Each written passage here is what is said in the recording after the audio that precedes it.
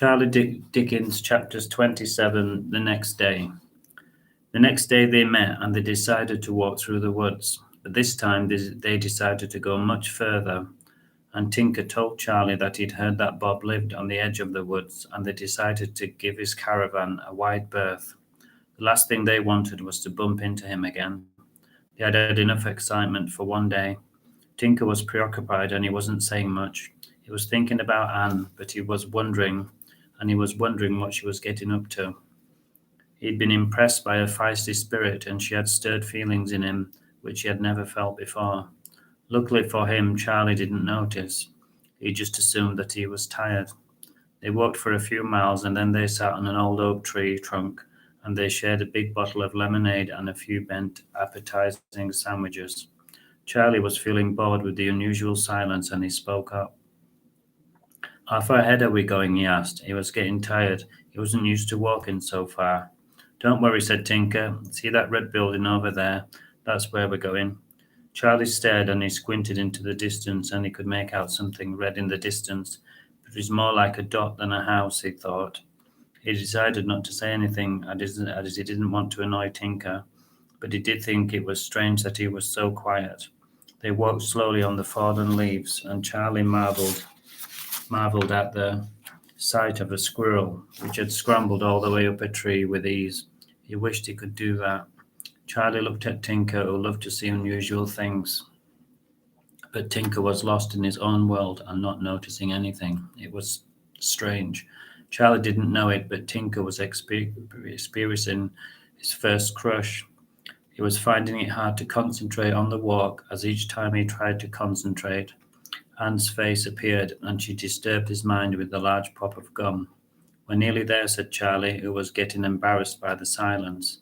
Tinker looked up at the building, and he was pulled out of his daydreaming at last. The building was tall and imposing and rusty red. A crow flew from the top, making them jump in unison and peppered their hair with red dust. "Let's explore," said Tinker, and they trampled around the crumbling building.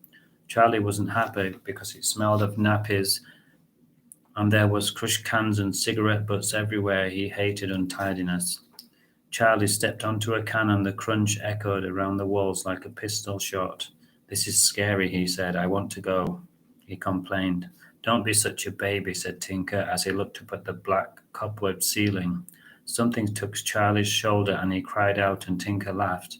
"It's only a bat," he said. "Don't worry," as it zigzagged above their heads like an out-of-control helicopter. Charlie put his hands over his head and he screamed, which only succeeded in making more dust fall onto the floor and onto their heads, and the bats were sent into a frenzy. "Be quiet," said Tinker, getting uncharacteristically annoyed.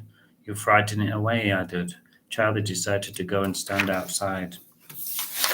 He'd had enough of the dust and the bothersome bats. The last thing he wanted to do was to fall out with Tinker. He breathed in the fresh air, and he glanced around at the trees and the bluebells, which were speckled with dew. Charlie could feel himself beginning to relax, and the shimmering cobwebs reminded him of Spider-Man's webs. He was just about to drift off into another daydream when he saw a figure in between one of the trees. He was thin and grey, and he was wearing a black suit, and he looked out of place like an old schoolmaster. Charlie looked closer, and to his horror he could see that the man's shoes weren't touching the ground. He could see the brown crumpled leaves moving beneath him. It was as if he was floating. Charlie went hot, and then he went ice cold. There was only one conclusion he could come to, and that was that it was a ghost. Charlie didn't want to look, but he couldn't stop himself staring. He tried to speak, but no sound would escape. His mouth was as dry as twigs in a desert. He turned round to see if Tinker had come outside, but he was still preoccupied with chasing and avoiding bats. When Charlie turned round again, the man had vanished, and all that remained was the crumpled leaves scattered on the ground.